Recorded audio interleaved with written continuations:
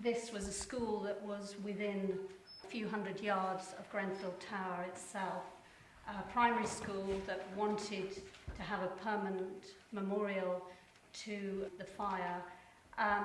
This was a school where they'd actually lost 2 whole families, and it was deemed to be very important to somehow make something for the children. Well, that was my interpretation of it, really. When I went there the first day to meet the head, Katie Blackler, she said to me, have you got any ideas what you'd like to do? And I said, well, no, I haven't got any ideas at all, except that I'm a stained glass artist and I've worked a lot in primary schools with children. And I was expecting maybe to make a stained glass window in the school. And she said, oh, no, we actually want something outside, and we want 4 very large mosaics, and we want them finished by June. And that's when I sort of panicked a bit and found Tamara. And if I hadn't found Tamara, I'm not sure I would have been brave enough to do this project, because she gave me lots of brilliant ideas and tips, and from then on I was able to carry on with the work. So there were 4 very large mosaics, about 2 meters wide by just over 1 meter high, to go on an outside wall in the playground. And she said she wanted the families to be remembered, because this wall had been used as a memory wall in the preceding months, straight after the fire of June 2017.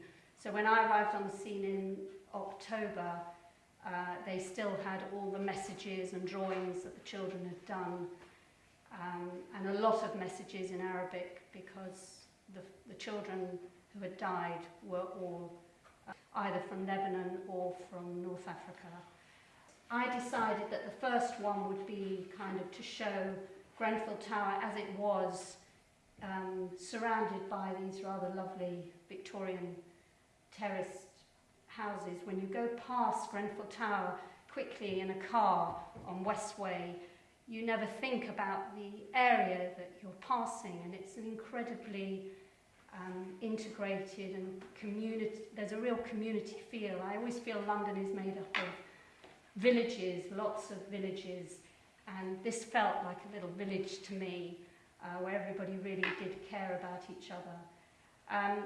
The boy who did the drawing for Grenfell Tower, he actually lived on the 20th floor, and the night of the fire he actually woke up and realised something was amiss. He didn't know what it was, he couldn't see anything, or actually at that point hear anything, but he woke up his family, and his mother had the foresight to get the whole family out and not listen to the firefighters who had told everybody to stay in their flats. All the children, I should say, contributed to this scheme. I got them all drawing quite early on. These drawings were the result of some sessions I did with the Year 6s, talking about the history of the area. We did look a lot at the history of the area, and it was my job to somehow articulate what I had into something that would work, that I felt would work. So that was the first one. That's the second one. This was the Shuker family, and you might have seen them in the press, photographs of them in the press, because Nadia, the woman in pink in the centre, she was a very well-loved, not just a mother of the 3 girls in the school, but she was also a teaching assistant who worked with reception, and she was so well loved by all the children that they took it very badly that they lost her. The oldest daughter is the girl Mirna, who's holding a little robin in her hand, She was actually already in secondary school.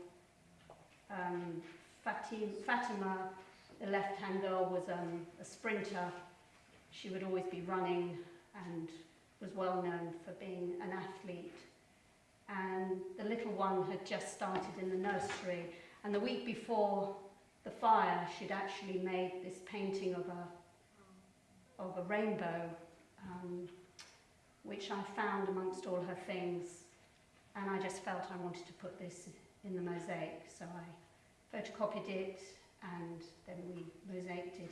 She probably didn't paint it quite as perfectly as that. So this is the whole family, including Nadia's mother, Syria, and her husband, who worked for M&S in Shepherd's Bush, and everybody talked about BAMM, who was a lovely man who worked in M&S. In terms of the rest of the design, I was asked to include candles and balloons, because in the ceremony they had straight after, a memorial ceremony that they had straight after the fire, they let off white balloons for every person who was lost, who was within the school community. The third one was the Hashem family, and the little boy was in year 1. He was football mad, as was his older brother, who was at secondary school. The daughter, Ferdos, she apparently was an amazing singer, and I wanted to somehow convey that to children by putting in, I got children to draw the nightingales who are actually singing to her. And those are their parents in the background. Apparently they used to go off a lot to woodland places and do outdoor activities. So that's them in happier times. And the girl who designed the tree, she'd only done a tiny drawing of a tree, but I liked this drawing very much and decided to enlarge this hugely, as that would be kind of the framework for this particular panel. And finally, I decided to have a garden for the last panel. It's kind of a Victorian school, and there aren't many green areas there at all. These flowers were designed by children in year 2, who would have been the little boys' classmates from year 1. So the brief was to them to create a lovely flower for the garden. And all the children of the school mosaiced the whole thing over a period of 6 months. This included parents as well.